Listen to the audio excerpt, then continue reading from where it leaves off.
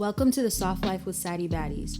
Saddie Baddies is the antidote to mental health stigma, and this podcast is hosted by yours truly, Priscilla O. Adjaman. We are a virtual sanctuary centering Black and multiracial people, and we prioritize the mental and emotional nourishment that is the foundation of collective healing in our communities. Thank you for being here. Hey baddies, welcome back to the podcast. I am your host, Priscilla Adjaman. I'm so happy to be back with you for a brand new episode, another micromoment. And we are in the home stretch, finally. It is the last month of 2024 and we are completely winding down. It's definitely that time of let's circle back in the new year conversation. So I hope that you had a restful holiday this past weekend. And I want to continue our conversation that we started during our last micromoment, which was all about girl to girl, grown woman advice for those in their 20s, in their 30s and beyond, and really just an honest, quick conversation, some gentle reminders, some loving reminders for you. And as I shared in the previous girl to girl episode, these are all takeaways that I have learned throughout my own self-love journey, my own healing journey.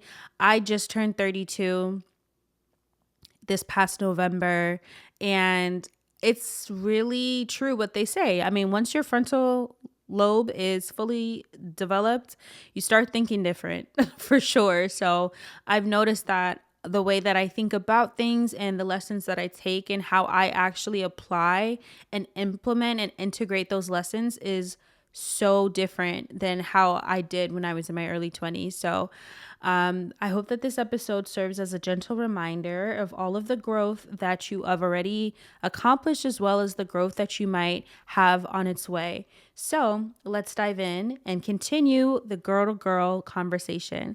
So we already went through 6 of the girl to girl takeaways. As a quick recap, the first one was you cannot outsource self-love. It has to come from you.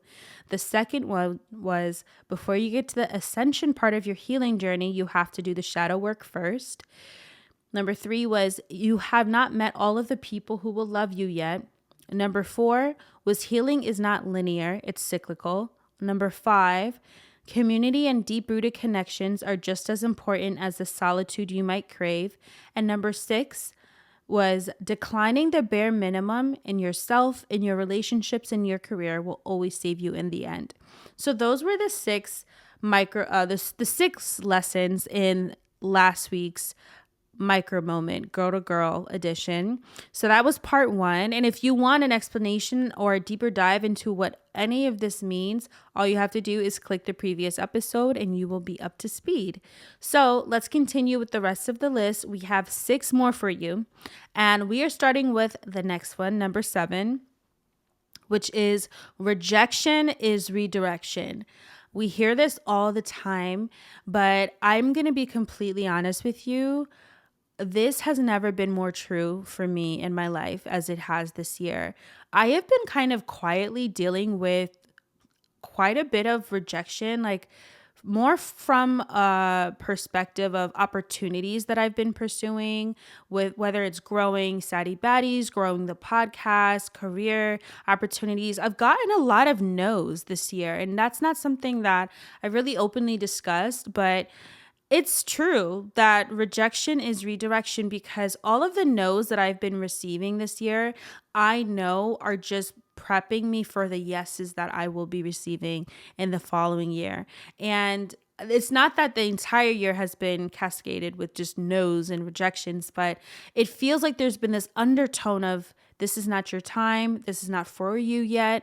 And before, I guarantee you 2-3 years ago, or maybe even 5 years ago, I would have been really emotional and really reactive towards rejection and really beat myself up and blame myself. But now I know that there is divine alignment and divine timing. And I trust that God and my ancestors and the universe conspire for good towards everything that my heart desires. So I have so much proof of rejection being redirection. I even have a whole episode about being in my flop era. So I will link that below for you. But I am no stranger to rejection, and now I welcome it because I know that there's something so good on the other side of it. The next one is that movement, sunlight, nutritious whole foods, hobbies, nature, and community are some of the best medicine. Now, I am definitely pro meds. I am pro whatever it is that you need to take to make your body and your mind and you feel like you, that's what you need to do.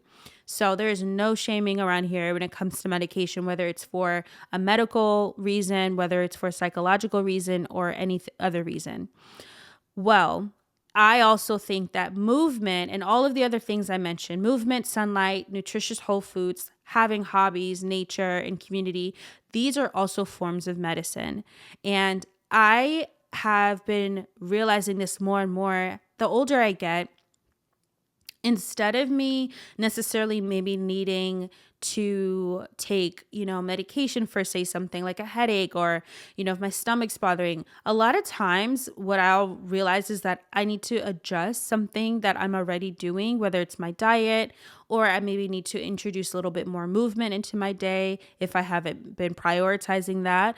But I am telling you, like, I have been really prioritizing movement as a form of therapy, and the release that I get when I'm doing hot yoga or a sculpt class or Pilates or even walking or going on a hike or whatever it is unmatched. And I've spent years in therapy, and I feel like there is something so beautiful and something so healing about moving your body, getting that stagnant energy out. When I start my day and I start it with movement, I have an exponentially better day than when I don't and I'm just sedentary most of the day. So emphasis on movement, but all of the other things listed, of course. I'm also going to try to keep this to be a micro moment and not an entire full-length episode just yet. So we will share more on all of this soon. But the next one is that baddies have saddies too. Obviously, we are saddie baddies. We are the antidote to mental health stigma. And the reason I even started saddie baddies or created the name saddie baddies is because there's this misconstrued notion sometimes that you can't be a sad girl and be a baddie at the same time. And I'm living proof that that wasn't true. Part of me even getting help for my mental health issues when I started going to therapy in my early 20s was that I didn't look like the problems I was having. Like, I would still get up and put makeup on and put on a cute outfit and have my hair done all the time and do my nails and very like put together. And, people, my friend group and people that I knew looked to me as being the girl that was always put together, very polished. But inside I was spiraling. I had just finished crying. I put concealer under my eyes because I was bawling my eyes out the night before because I was so depressed. So baddies can have saddies too. And if you are a baddie who's a little saddie, you are in the right place. Honestly, you're in the perfect place to be because I feel you, and there are so many people like you who may not look like the problems that they carry, but doesn't mean that those problems don't exist. The next one is so important and really, really special, which is using social media as your creative and self-expressive playground, not as a form of soul validation or comparison. Using social media and treating social media like kind of like your thought dump playground, your creative playground, your sketchbook, whatever it is that you do, like whether you're a photographer, maybe you're a chef, you're an artist, you're an educator, whatever it is, treating it just like the thing that's in the background, right? Like not your main thing. And I know that might sound hard, especially if you are someone who does create content for a living, or maybe you're an influencer, but I'm just talking about people who do have like a 9 to 5 like myself and also create content, treating it like this creative playground versus this place where you're going to be judged and people are seeing your work and other people are perceiving you, and you need this form of validation through your social media and, getting verified, having a certain follower count, whatever the case is, like just literally getting rid of all of that. Like, I'm sure there's so many people who are trying to sell you a growth strategy or trying to tell you, how to do this and how to do that. But the reality is that nobody has the perfect answers. Yes, there are formulas and there's things in place that we could use to optimize and grow our audience. Like I'm very aware of what those strategies are. But if that doesn't fit into your your goals, or that's not something that's realistic for you, or if it's not something that you want to do, then you don't have to do that. You can use social media as creative outlet. And in our Substack newsletter, we're actually going to be sharing some alternatives to social media platforms that you might be using regularly, even alternatives to some of our favorites like Pinterest. That will be in our newsletter, so stay tuned for that this week. But yeah, using social media as like this kind of creative, not this super validating tool, is the path to freedom on social media and how you can make social media fun again. Number 11 is you do not have to wait until your mental health hits rock bottom before you seek help. The issue for a lot of people, especially women, especially Black women, when we are seeking help for our mental health, a lot of times it's because we've already had one too many depressive episodes before we even ask for help. And you don't have to wait until your mental health hits rock bottom before you ask for help. And help could be a lot of different things. Help could be going to therapy. Help could be talking to your doctor about getting on medication. Help could be talking to people in your community, your network, your friends, your family members, the people that are there to support and care for you, and telling them that you need them to show up for you. That's asking for help. And you don't have to wait until your mental health is at the bottom of the pit of despair before you reach up and ask that you need help. So that's one thing I'm really grateful for that I did early on, is that I realized that I was not okay. I realized I was getting into a dark place, and I wanted to circumvent that. I wanted to get better before it got worse. And you don't have to wait until you even have a depressive episode. You can go and start your healing journey right now. And, you might be wondering, what do I need to heal from? We all have things we need to heal from. Just by being on this earth alone, we have things that we need to heal from. So if you're completely lost in that journey, you don't know where to start, we do have a guide, a self-care guide, which goes into depth about all the different stages of healing. Also, we talk about shadow work. It's called My Journey to Self-Love, which I will link below. And the last one is that your trauma is not your fault, but healing is your birthright. Your trauma, the things that happened to you when you were young, the things that happened to you up until you were a young adult that you could not control, the house that you lived in, the neighborhood you grew up in, all of the things that might have affected you and your mental health, that is not your fault. That is not your doing. But healing is your birthright. You deserve to have a life that you are in love with. You deserve to have a life where you are excited to wake up in the morning. And even if you are not able to control all of the other factors that happen to you, you still have the autonomy to make healing your decision and to make healing your lifestyle.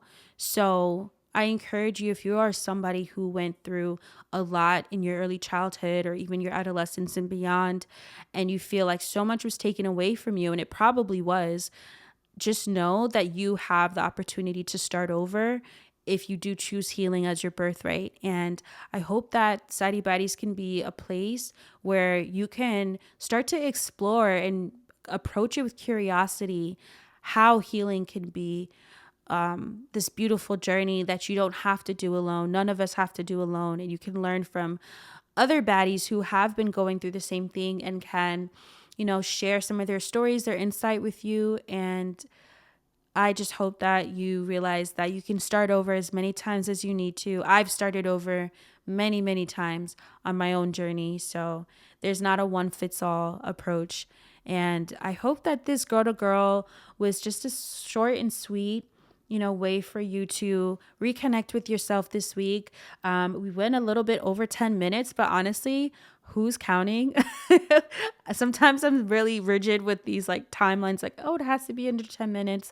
The whole point is that it's a micro moment. It's short and sweet. You can listen to this while you're getting ready for work, for bed, while you're during your commute, making your tea, doing your makeup, whatever it is that you're doing. We just want to be a part of your day. And we love you. I can't wait to come back with full-length episodes, with our guest episodes. We are closing out this season of and closing out 2024 with micromoments for the rest of the year. So you'll have quite a few to get you through 2024. But in the meantime, definitely follow us on Substack. I love Substack so much, and I'm having so much fun just talking and, having free form thought there. And of course our YouTube channel as well, but definitely follow us on Substack. And I hope that you have a beautiful rest of your week. I will talk to you so soon, and stay soft. To stay connected, join Saddie Baddies on Instagram, Pinterest, Twitter, and more, and sign up for our monthly newsletter on saddiebaddies.com to stay in the loop. Sending you hella love, and stay soft, baddie.